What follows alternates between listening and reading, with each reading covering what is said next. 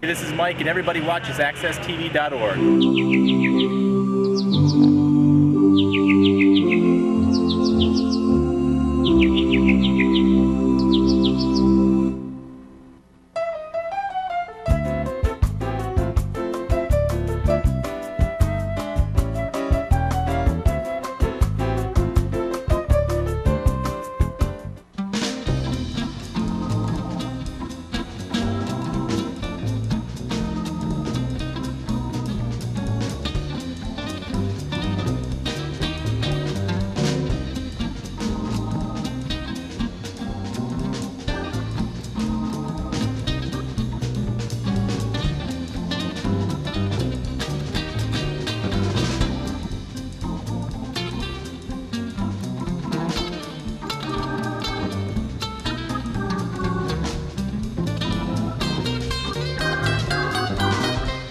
Welcome to Conversatio, the show that introduces to you those topics that will help you realize a better way of living. Hi, my name is Princely. I'm your host, and today's subject matter is how do we monetize social justice programs? Our guest today is Miss Diane Urban, who is the co-founder of the organization IYPAD, which is the International Year of the People of African Descent. Ms. Urban is also the senior director with the consulting group firm of Mere America Consulting Group, LLC. Good morning. Thanks for having me on the show. It's an honor and a pleasure. Thank you so much. IPAD, we started back in 2011, and the main focus of the Facebook group was to unite the global community, initially addressing the UN Resolution 16964 in regards to people of African descent on a global scale, in regards to recognition, justice, and self-determination, addressing our economic needs on a global scale. So what we did was basically unite through the Facebook group, bringing all of us together kind of under one roof to network. The membership is principally made up of Black individuals, Black Afro-Americans. Is there a stereotype out there about Afro-Americans so far as they're perhaps looking for something free as opposed to monetizing their efforts? The knock on Afro-Americans so far as wanting something or being handed it to them. What do you feel about that? I don't think we're anyone asking for anything to be handed to them. We are a people that have worked very hard to get where we are. We have a rich history.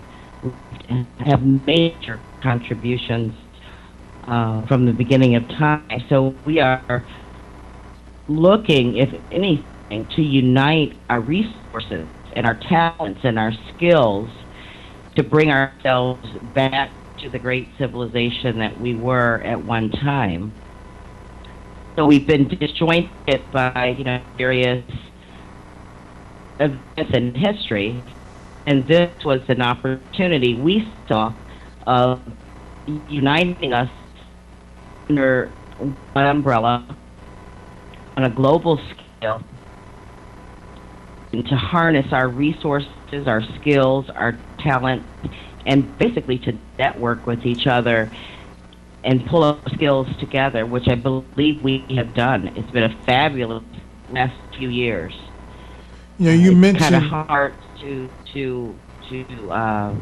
actually quantify everything, but you can obviously tell that we have made great progress in the last couple of years of uniting, networking, But no, I was not saying he was looking for anything, a handout.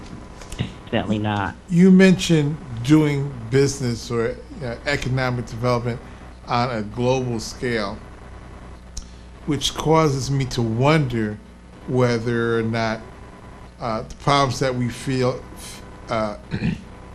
we incur domestically, in that being undercapitalized, so far as if we're undercapitalized to do business in our own country, how do we do business globally?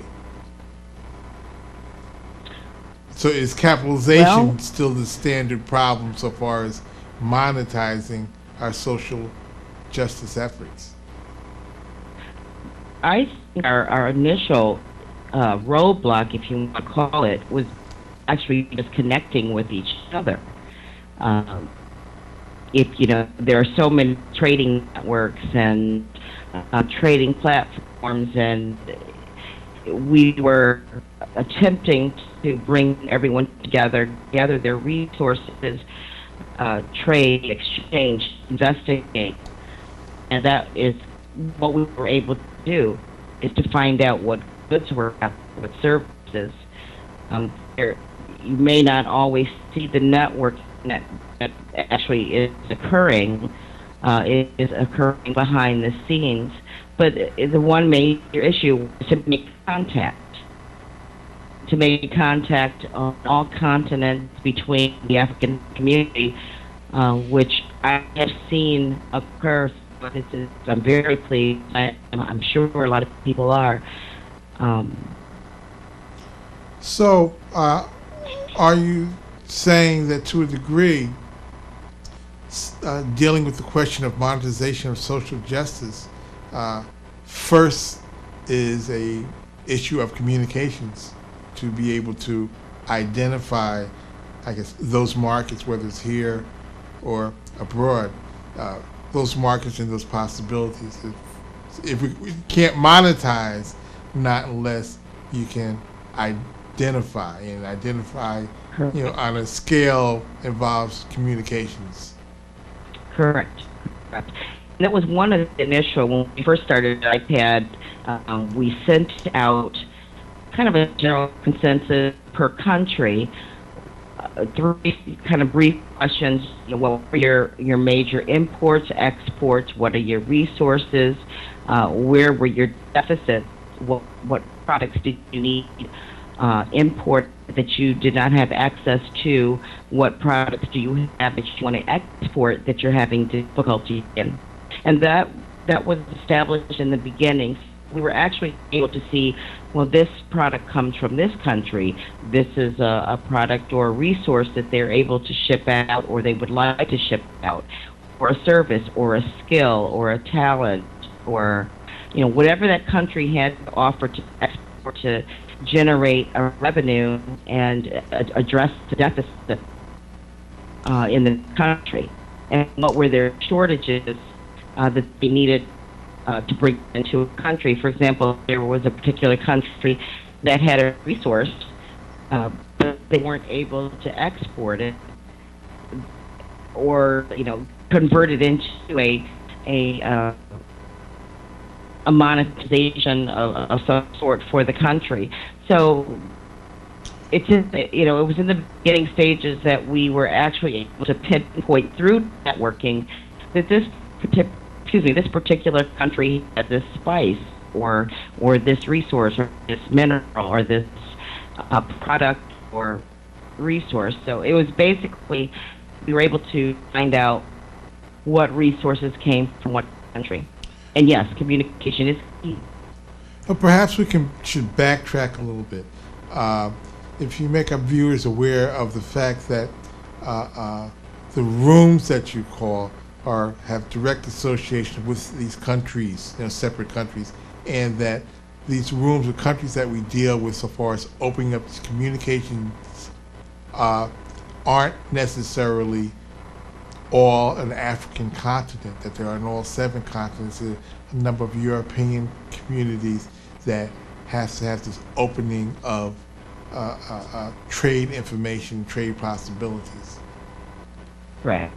We opened up all continents, including the Caribbean by island.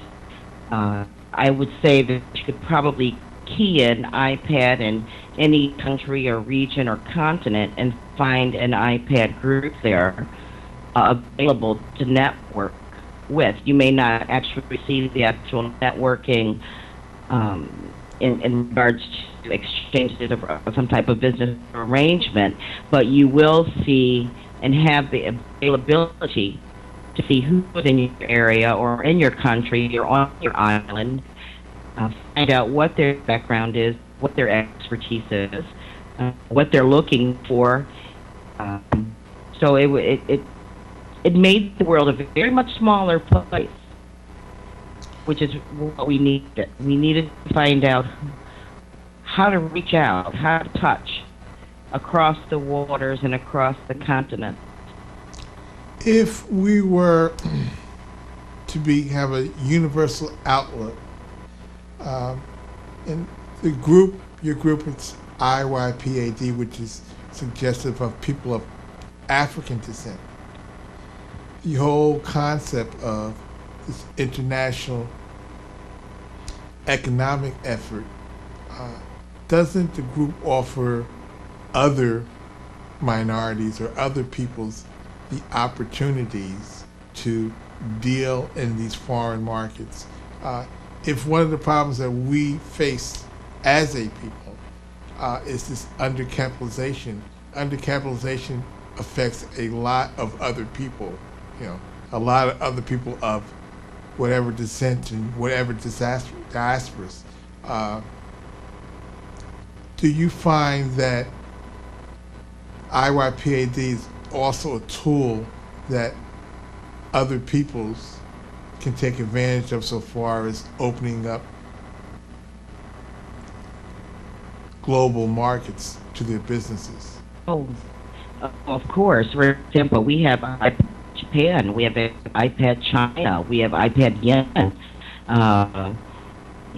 We have where you have the ability to trade on a global scale. Most definitely, the base was to the main reason we started this was to unite people of African descent. I've seen a flood of for example, in IPAD South today. We have people from Asia that have joined, wanting to network and interact. I think people are becoming more globally minded to realize that it's going to take all of us to make everything happen. So no, our groups are not restricted to just people of African descent, which is another big story in my book, because we all came from Africa. So it's a matter of just extending an invitation to anyone who wants to come in and network and resource. I believe I opened up a room for you, Prince. What was it? IPAD? In Serbia. I forget. Yeah, in Serbia, right. Serbia, yes. Met quite a... Well, there are a number of cultural issues so far as it's being, at one time, a communist country. There's this X amount of limitations and business limitations that country was experiencing, and basically their cultural voice was limited to artisans, poets and artists and whatnot. And in fact, the Minister of Information, including efforts like, the internet, and the Minister of Culture, that was all of the same officer. There was an X amount of control being exercised over those voices, the remaining voices possible. So like I saw that need. Getting back to the basic problem, which is it's a cute new word, this concept of monetizing something.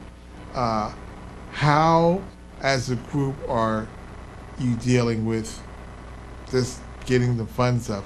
Are you considering membership fees in the future, or some sort of like investment into the group as, specially directed Yes, funds?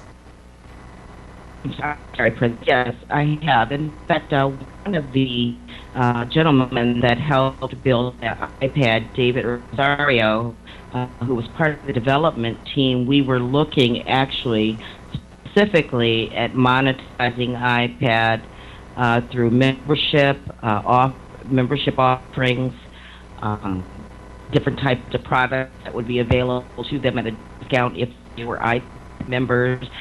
Working with Michelle Banks and her Moringa, for example, if you were to order it through iPad from one of the groups, you received a significant discount on her product. So we were looking at some of those things that would be special to an iPad member. Certain discounts on products, services. Yes, I can definitely see that.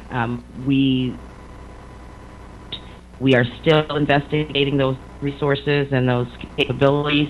I think on a global scale, it would be a fabulous idea. It's still in the beginning stages, although a lot of development has occurred. But yes, monetizing iPad is still on the table, and we are moving forward. Especially there have been offerings for advertising space. Is there a problem with your communications platform being such a public entity as Facebook? Is there, so far as this monetization, if there was a more private vehicle, communications vehicle, would that help you in any way, so far as, putting some money into the, organization? Well, Are you limited because because a lot of the group activities get communicated through Facebook, the Facebook vehicle? Is that right. Limiting rather? Right. I'm sorry. Exactly. IPAD does have a website, which is off of Facebook, that is fully developed and has the capability of turning into a marketplace for members to advertise and exchange. That is available. It has been formatted and is ready to move forward to the next level. But everything takes hands and time.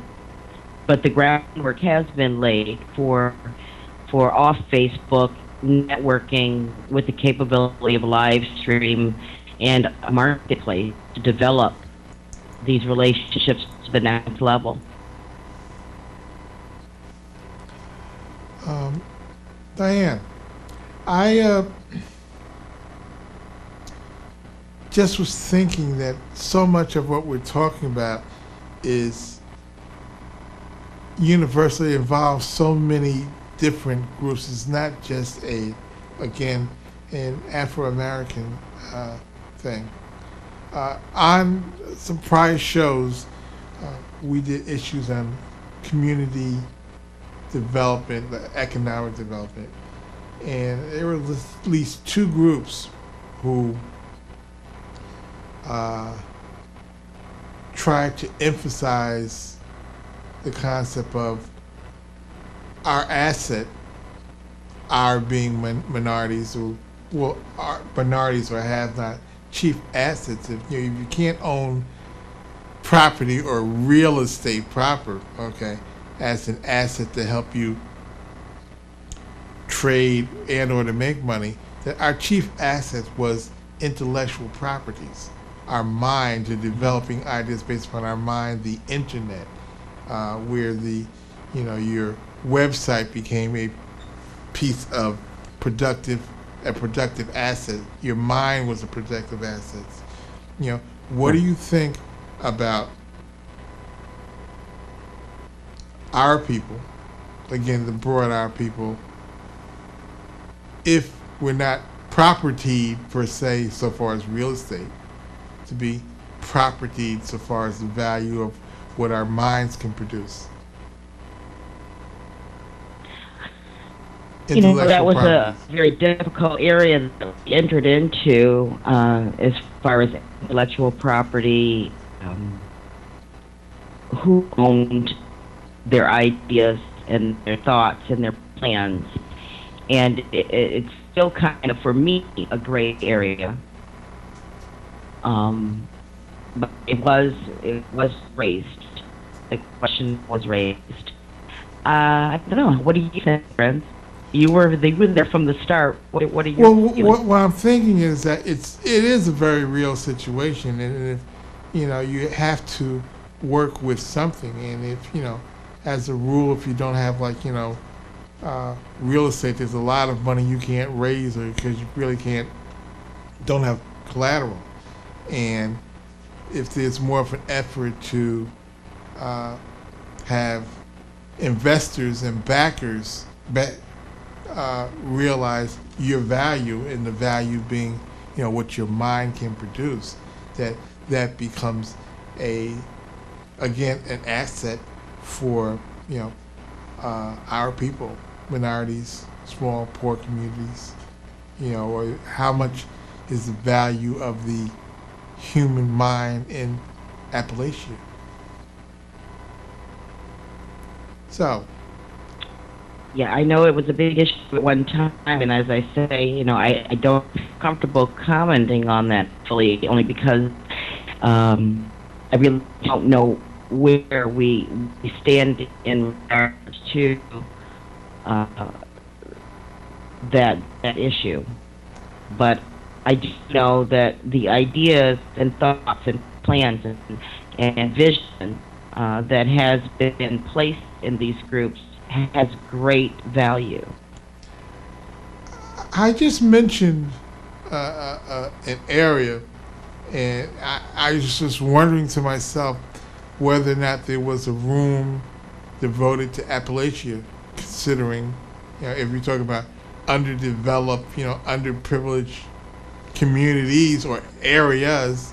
So is there such an animal amongst your rooms, for Appalachian brothers? Actually, what was that again? No, there actually is not that I created. We basically created rooms per state, per continent, per island, not so much per region like you're referring to, but you could see that it would address a specific need of that community where it could possibly assist that group to unite under some of the concerns that they have, that they feel they need to come together, unite and work together, and also be able to present to the global community what their specific issues are. So I could see definitely that becoming in the future that we would definitely consider, entertaining.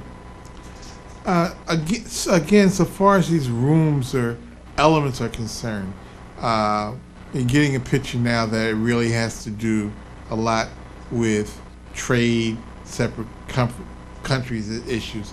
Are there also cultural elements that we deal with, like healthcare, different issues that there's a special allocation of membership resources to? People just dealing with particular issues as opposed to the one issue of countries and country trade. Right. The platform was developed to address, 3 main points, which was self-determination, justice, and development. And within those 3, you're going to find bringing out the culture of the people, what issues are concerning them from an economic standpoint, a social aspect, employment, health. We addressed almost every topic that was of concern or where there needed to be a focus in improvement and in reflection of improving our lives. So we addressed almost every issue. There was no issue that we weren't willing to look at or entertain or to address, because this was a venue for us to not, I wouldn't say the word vent, but to bring to the surface issues, concerns, problems, remedies, ideas. It was a massive, it is a massive think tank, history, culture. It encompasses everything that would uplift our global community. Well, not even restricting it by quote unquote race. I mean, it was for everyone. It is for everyone. Well, at the very least, you're talking about dealing with the issues of health, education, and the people's welfare, which used to be one organization, or one department of our government, HEW, and somehow got broken down. But the gist of the idea is those are the elements that have to be provided by government or some form of management. Somebody has to take care of the health, education, and welfare of the people, whether or not it's the government, the union, the church structure, or an independent social justice project like yourselves. That is very much needed. So I'm glad to see that, your organization is dealing with also the issues. But you're not political, I assume. Correct. Oh yeah, political. No stone was left unturned. We saw this as an opportunity for the masses to bring to the surface and have a voice. And if you would call it almost an unrestricted voice, moving in an upward movement or upward motion. We were solution oriented. We are solution oriented. Of course, you have people who will vent, but that's out of frustration, and so we've been a progressive movement looking for solutions. So I would categorize IYPAD as solution based.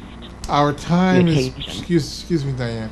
Our time is growing kind of short, and one thing I had wanted to get in, and could you give me a really quickie definition of Pan-Africanism, because somebody's going to make that association with your particular organization. So for our viewers, if you could kind of frequent us with what Pan-Africanism is.